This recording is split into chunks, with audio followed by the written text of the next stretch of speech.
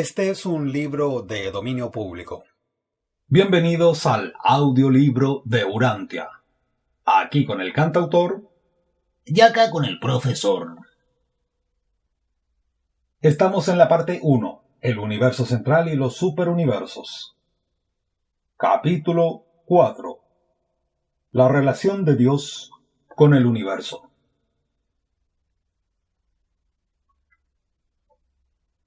El Padre Universal tiene un propósito eterno relacionado con los fenómenos materiales, intelectuales y espirituales del universo de los universos, el cual lleva a cabo durante todo el tiempo.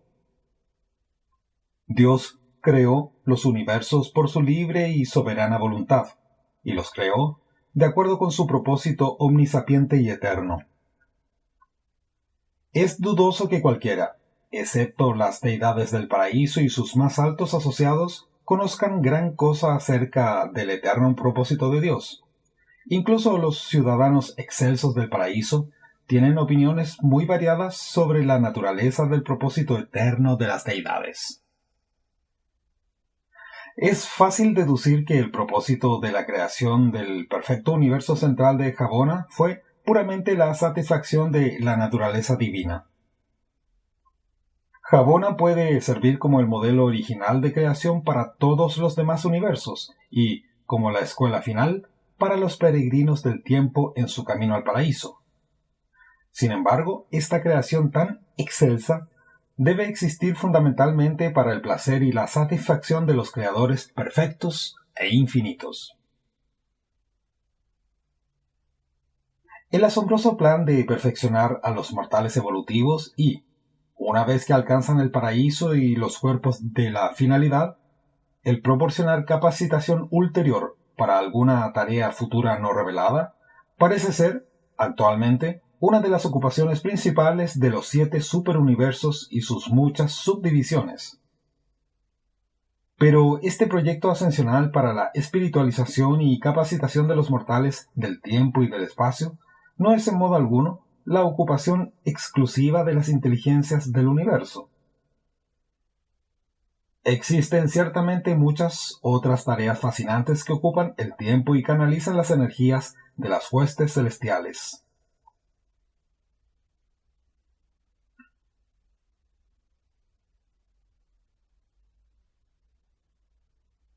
¿Qué pasa, profesor?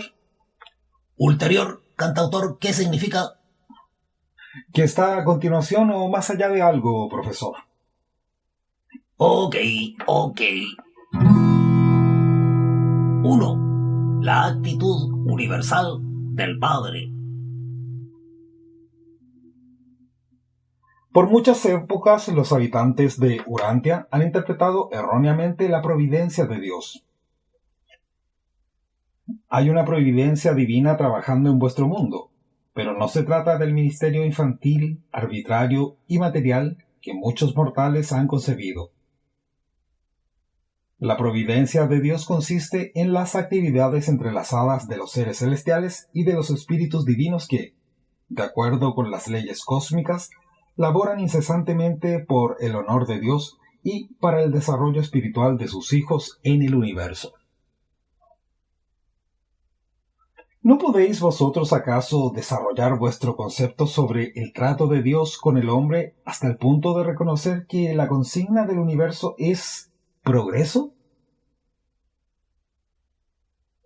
A través de prolongadas edades, la raza humana ha luchado para llegar a su estado actual. A lo largo de todos estos milenios, la providencia ha estado laborando en el plan de la evolución progresiva. Estas dos ideas no son opuestas en la práctica, sino tan solo en los conceptos erróneos del hombre. La providencia divina no se enlista jamás en oposición al verdadero progreso humano, tanto temporal como espiritual. La providencia está siempre de acuerdo con la naturaleza inmutable y perfecta del Supremo Legislador. Dios es fiel, y todos sus mandamientos son justos. Su fidelidad se establece en los mismos cielos. Para siempre, oh Señor, tu palabra se ha establecido en los cielos. Tu fidelidad es para todas las generaciones. Tú has cimentado la tierra y permanece. Él es un creador fiel. No hay límites a las fuerzas y personalidades que el Padre puede utilizar para mantener su propósito y sostener a sus criaturas. El Dios eterno es nuestro refugio, y abajo están sus brazos sempiternos. El que habita en el lugar secreto del Altísimo morará bajo la sombra del Todopoderoso. Mirad, el que nos guarda no se adormecerá ni se dormirá. Sabemos que todas las cosas cooperan para bien de los que aman a Dios, porque los ojos del Señor están sobre los justos, y sus oídos atentos a sus oraciones. Dios sostiene todas las cosas por la palabra de su poder, y cuando nacen nuevos mundos, envía a sus hijos y son creados. Dios no solo crea, sino que los preserva a todos. Dios constantemente sostiene todas las cosas materiales y a todos los seres espirituales. Los universos son eternamente estables. Existe estabilidad en medio de una inestabilidad aparente. Existe un orden y una seguridad subyacentes en medio de los solevantamientos de la energía y los cataclismos físicos de los dominios estelares. El Padre Universal no se ha retirado de la administración de los universos.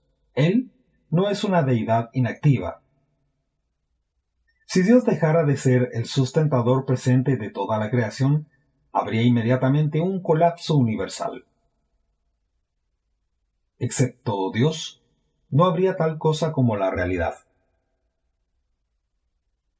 En este mismo momento, así como durante las remotas eras del pasado y en el futuro eterno, Dios sigue sustentando. El alcance divino se extiende alrededor del círculo de la eternidad. Al universo no se le da cuerda como un reloj que anda por tiempo determinado y luego cesa de funcionar. Todas las cosas están siendo constantemente renovadas. El Padre incesantemente derrama energía, luz y vida. La obra de Dios es tan literal como espiritual. Él extiende el norte sobre el espacio vacío y suspende la tierra sobre la nada. Un ser de mi orden puede descubrir la armonía última y detectar una coordinación profunda y vasta en los asuntos rutinarios de la administración universal. Muchas cosas que aparecen desconectadas y fortuitas al pensamiento mortal se muestran ordenadas y constructivas en mi comprensión. Pero ocurren en el universo muchas cosas que yo no comprendo plenamente. Durante mucho tiempo he estudiado y tengo cierto conocimiento sobre las fuerzas, energías, mentes, morontias, espíritus y personalidades reconocidas de los universos locales y de los superuniversos. Tengo una comprensión general de cómo operan esas agencias y personalidades, y estoy íntimamente familiarizado con los mecanismos de las inteligencias espirituales acreditadas del gran universo. A pesar de mi conocimiento de los fenómenos de los universos, me veo constantemente confrontado por reacciones cósmicas que no puedo desentrañar plenamente. De continuo me encuentro con conspiraciones aparentemente fortuitas de la interasociación de fuerzas, energías, intelectos y espíritus que no puedo explicar de manera satisfactoria. Soy enteramente competente para describir y analizar el mecanismo de todos los fenómenos que resultan directamente del funcionamiento del Padre Universal, del Hijo Eterno, del Espíritu Infinito y, en gran medida, de la Isla del Paraíso. Lo que suscita mi perplejidad es el encontrarme con lo que parece ser el desempeño de sus coordinados misteriosos, los tres absolutos de potencialidad. Estos absolutos parecen suplantar la materia, trascender la mente y sobrevenir al espíritu. Me siento continuamente confundido y a menudo perplejo por mi incapacidad para comprender estas transacciones complejas que atribuyo a la presencia y actuación del absoluto no cualificado, el absoluto de deidad y el absoluto universal.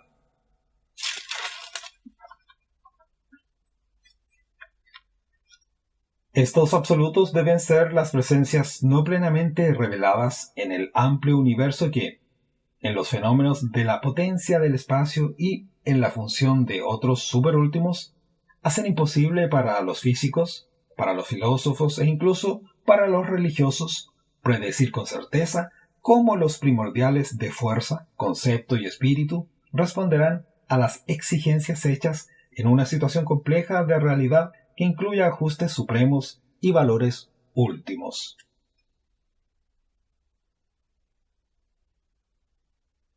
Hay también una unidad orgánica en los universos del tiempo y el espacio que parecería respaldar el entero tejido de los acontecimientos cósmicos. Esta presencia viviente del Ser Supremo evolutivo, esta inmanencia del incompleto proyectado, se manifiesta inexplicablemente de cuando en cuando por lo que parece ser una asombrosa y fortuita coordinación de acontecimientos en el universo aparentemente desconectados. Esta debe ser la función de la providencia, el dominio del Ser Supremo y del actor conjunto.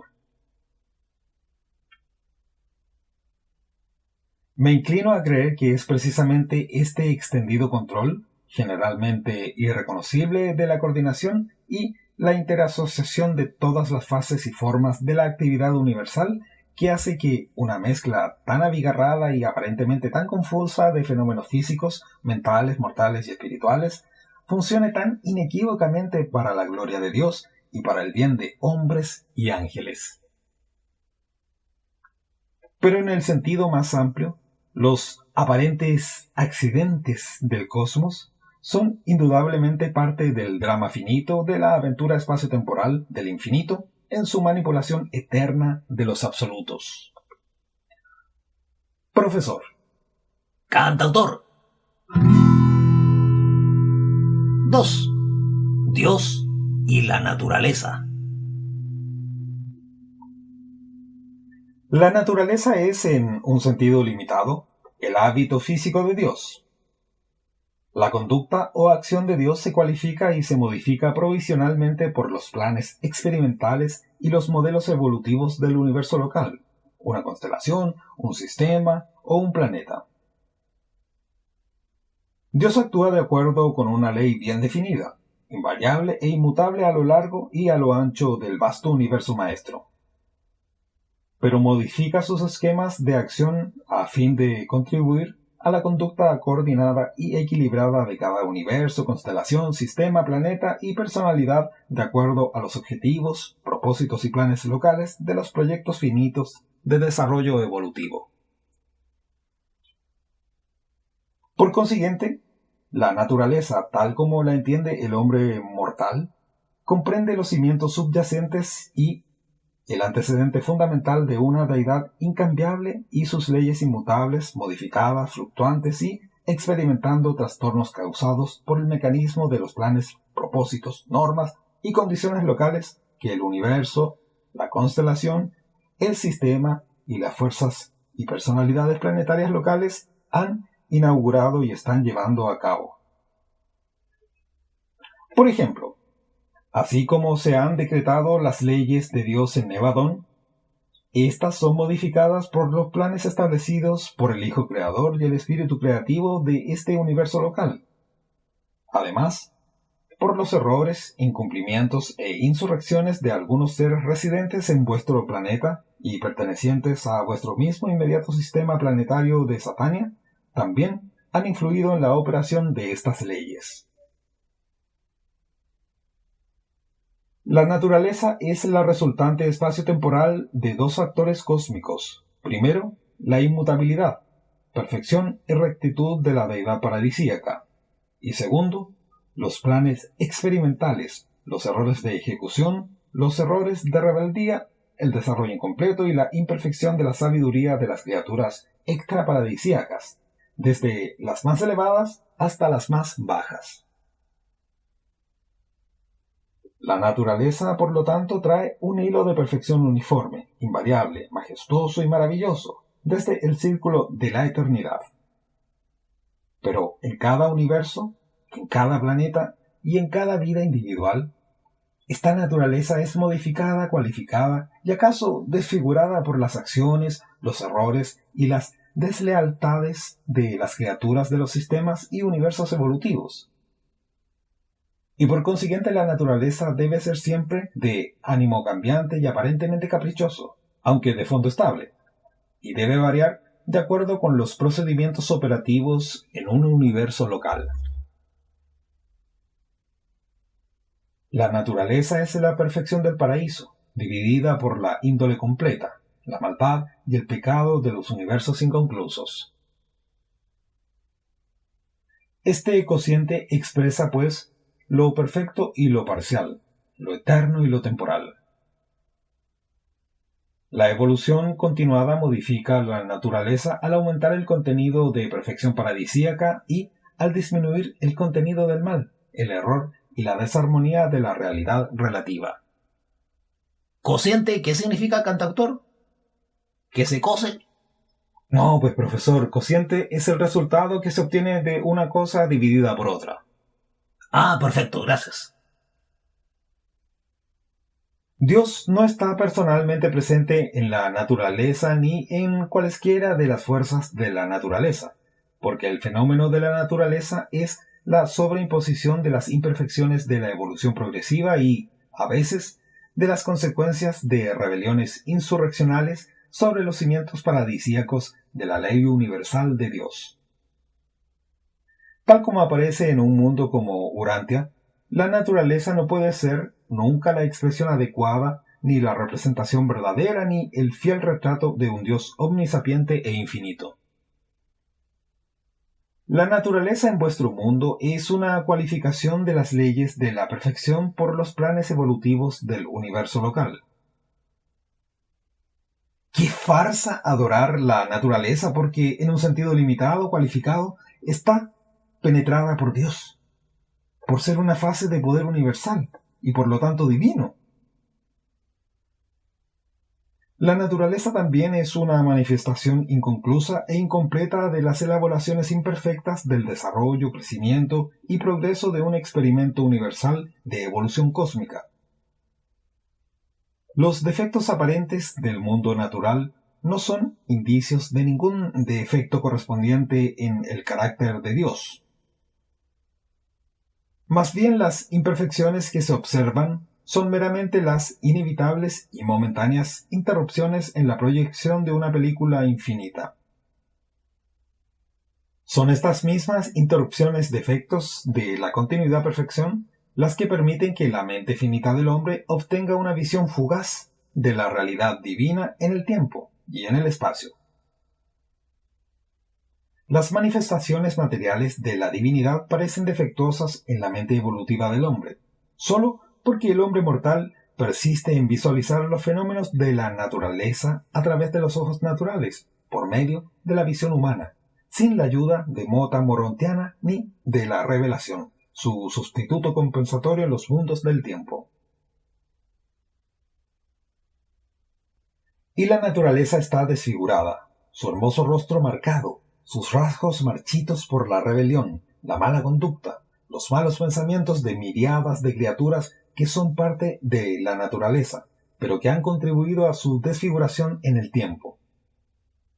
No, la naturaleza no es Dios. La naturaleza no es objeto de adoración. Profesor. Impactante revelación, cantautora. Así es. 3. El carácter invariable de Dios. Por largo tiempo ha creído el hombre que Dios es semejante a él.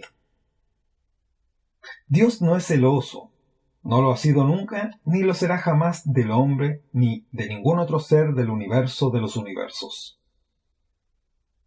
Sabiendo que el Hijo Creador pretendía que el hombre fuese la obra maestra de la creación planetaria, el soberano de la tierra entera, al verle dominado por sus pasiones más bajas, el espectáculo de su sumisión ante ídolos de madera, de piedra y de oro, y su ambición egoísta, estas sórdidas escenas mueven a Dios y a sus hijos a ser celosos por el hombre, pero nunca de él. El Dios eterno es incapaz de cólera, ni de ira en el sentido de estas emociones humanas y tal como el hombre entiende esas reacciones. Estos sentimientos son bajos y despreciables, indignos de ser llamados humanos, mucho menos divinos. Y tales acciones son absolutamente ajenas a la naturaleza perfecta y al carácter misericordioso del Padre Universal.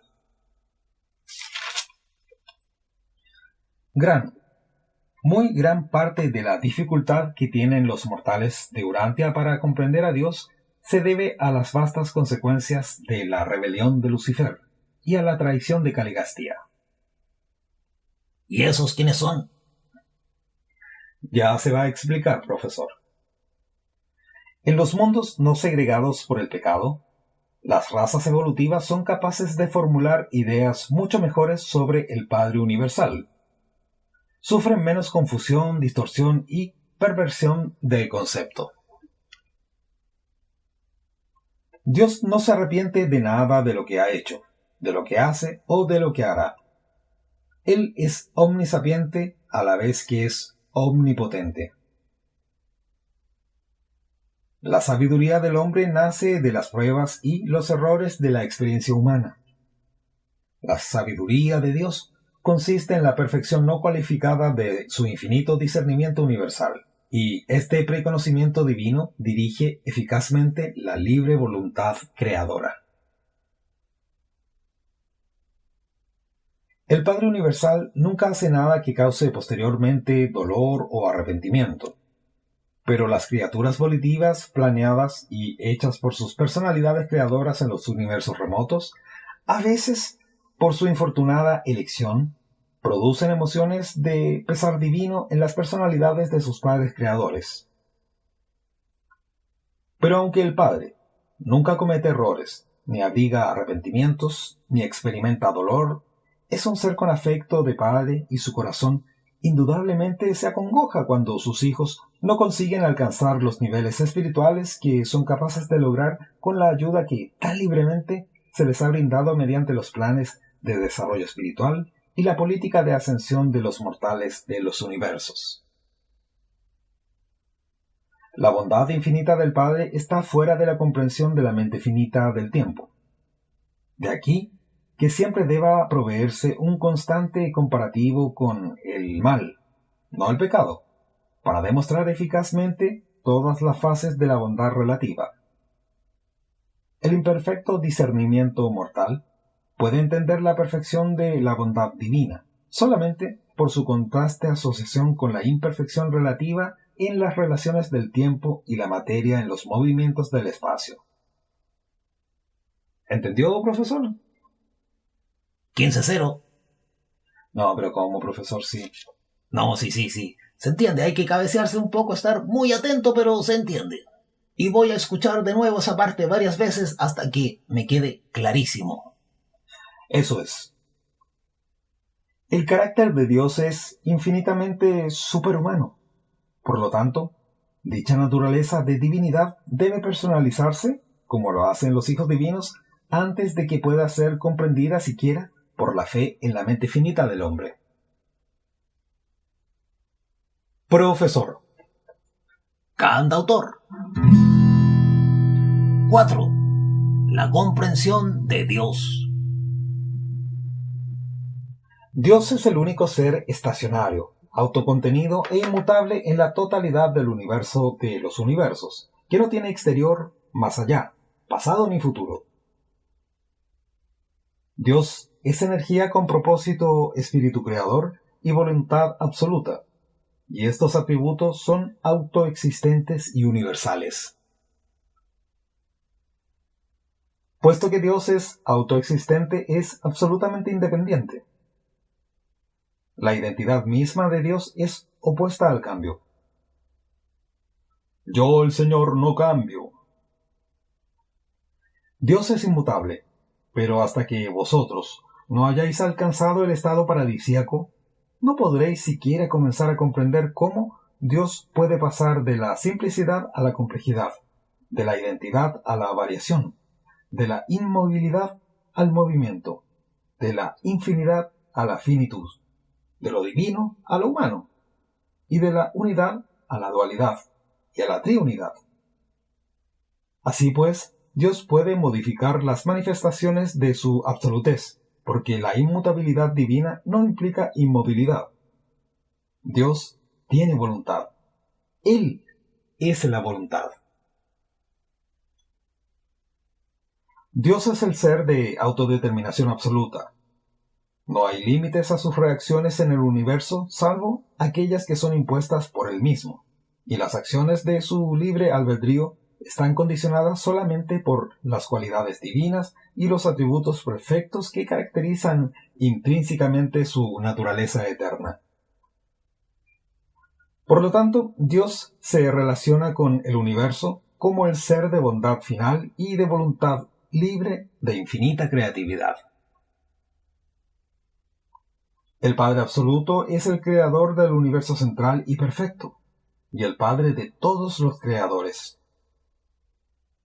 Dios comparte con el hombre y otros seres la personalidad, la bondad y otras numerosas características, pero la infinidad de voluntad es suya sola. Dios está limitado en sus actos creadores solo por los sentimientos de su naturaleza eterna y por los dictados de su infinita sabiduría. Dios personalmente elige solo lo que es infinitamente perfecto. De aquí la perfección excelsa del universo central. Y aunque los hijos creadores comparten plenamente su divinidad, incluso fases de su absolutez, no están completamente limitados por esa finalidad de sabiduría que dirige la voluntad infinita del Padre. En consecuencia, en la orden de filiación Miguel, la libre voluntad creativa se hace todavía más activa, completamente divina y casi última, sino absoluta. El Padre es infinito y eterno, pero negar la posibilidad de su autolimitación volitiva llevaría a la negación del concepto mismo de su absolutez volicional. ¿Y qué significa volicional? Profesor, volición es un acto de voluntad. Perfecto. La absolutez de Dios penetra los 7 niveles de la realidad universal, y la totalidad de esta naturaleza absoluta está sujeta a la relación del Creador con su familia de criaturas en el universo.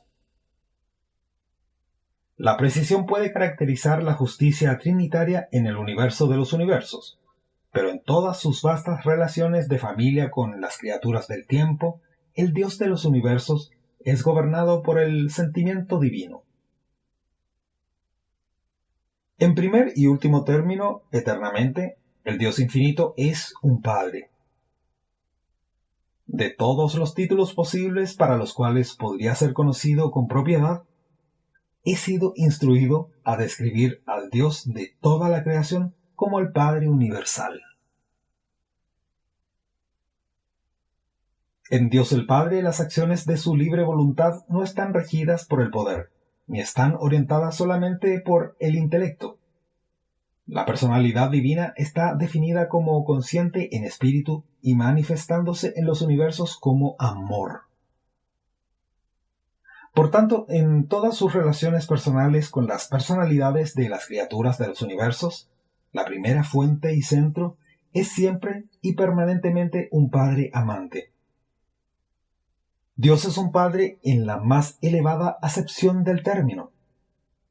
Está eternamente motivado por el perfecto idealismo del amor divino, y esa tierna naturaleza encuentra su expresión más robusta y su satisfacción más grande en amar y ser amado.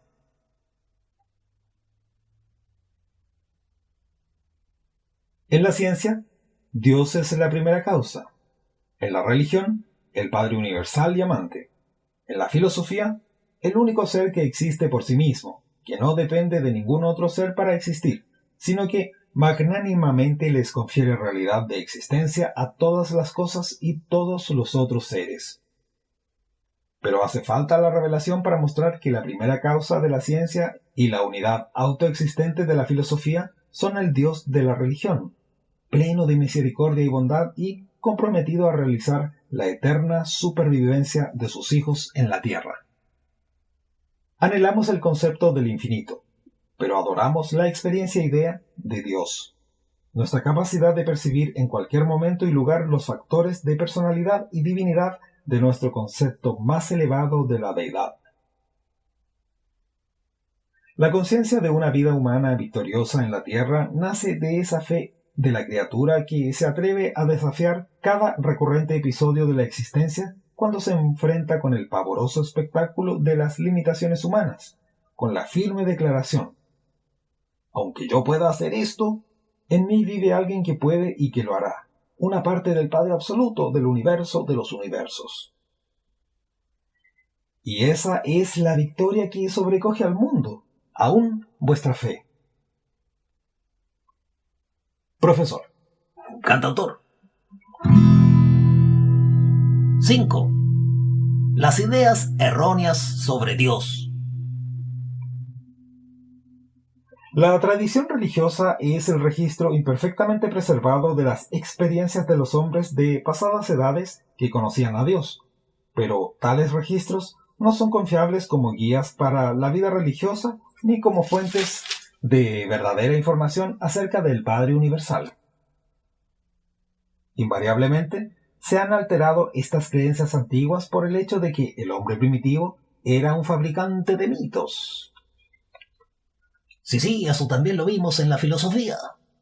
Así es, el mundo de Sofía también está alojado en el canal.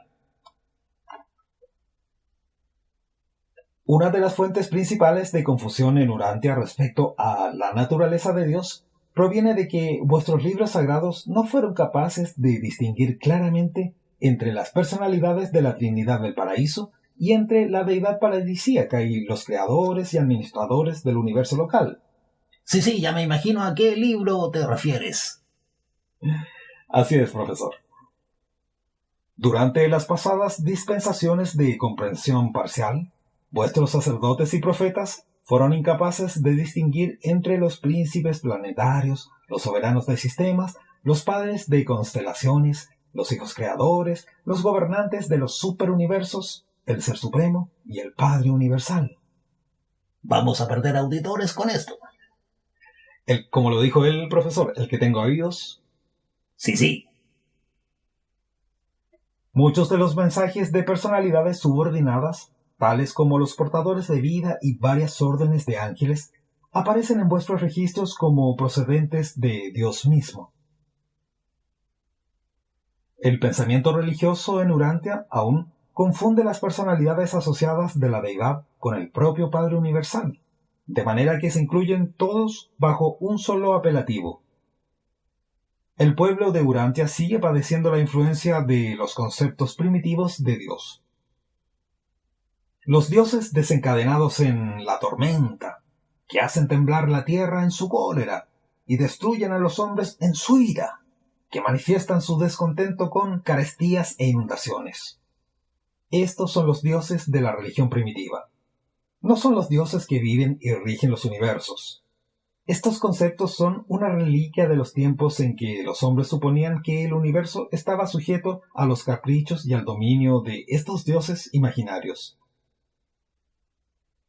Pero el hombre mortal está comenzando a darse cuenta que vive en un dominio de relativa ley y orden, en lo concerniente a las directrices administrativas y a la conducta de los creadores supremos y de los controladores supremos. La idea bárbara de apaciguar a un dios airado, de propiciar a un señor ofendido, de ganar el favor de la deidad mediante sacrificios y penitencias e incluso por el derramamiento de sangre, representa una religión completamente pueril y primitiva, una filosofía indigna de una época esclarecida de ciencia y verdad. Tales creencias son absolutamente repulsivas a los seres celestiales y a los mandatarios divinos que sirven y reinan en los universos. Es una afrenta a Dios creer, sostener o enseñar que debe derramarse sangre inocente a fin de ganar su favor o conjurar la ficticia ira divina. Pueril. Ay, profesor, de capricho, caprichoso, comportamiento caprichoso, infantil. Los hebreos creían que sin derramamiento de sangre no había remisión de los pecados. No se habían liberado de la idea antigua y pagana de que los dioses no se pueden apaciguar sino por el espectáculo de la sangre, aunque Moisés hizo un avance notable al prohibir los sacrificios humanos y sustituirlos, en la mente primitiva de los beduinos infantiles que lo seguían, por el sacrificio ceremonial de animales. Pobrecitos, ¿qué culpa tenían? Ninguna, pues, profesor. Y hasta ahora lo seguimos haciendo. Sí, el mundo se come a algunos animales. El otorgamiento de un hijo paradisíaco a vuestro mundo era inherente a la situación de clausura de una era planetaria. Era inescapable, y no fue hecho necesario para ganar el favor de Dios. Esta encarnación resultaba ser también el último acto personal de un hijo creador en la larga aventura de obtener la soberanía experiencial de su universo. ¡Qué distorsión del carácter infinito de Dios, audioescuchas! ¡Profesor! Sí, ¿qué? Esta doctrina de que su corazón paterno, en toda su austera frialdad y dureza, permanecía tan indiferente ante los infortunios y penas de sus criaturas, que sus tiernas misericordias no se derramaron sino cuando vio a su hijo inocente, sangrante y moribundo en la cruz del Calvario. Terrible, terrible. Pero los habitantes de Urantia han de llegar a liberarse de estos antiguos errores y de estas supersticiones paganas respecto de la naturaleza del Padre Universal. La revelación de la verdad acerca de Dios está comenzando a aparecer, y la raza humana de los audioescuchas está destinada a conocer al Padre Universal en toda esa belleza de carácter y hermosura de atributos que tan magistralmente describió el Hijo Creador que residió en Urantia como el Hijo del Hombre y el Hijo de Dios. Presentado por un consejero divino de Ubersa. Y narrado para ustedes por el anciano de los cantautores. Ay, tan simpático. Sí, quedamos 15 iguales. ¿Va a llevar la cuenta ahora? Sería interesante, así ponemos a prueba la concentración de nuestros audioescuchas. Sí, me gusta. Fin del capítulo. Visítanos en elcantautoryelprofesor.com. Recuerda registrarte para asegurar tu acceso a todos nuestros contenidos. Comenta y también comparte en tus redes sociales. Gracias por tu apoyo. Hasta el próximo capítulo. Capítulo 5. La relación de Dios con el individuo. Te llamamos.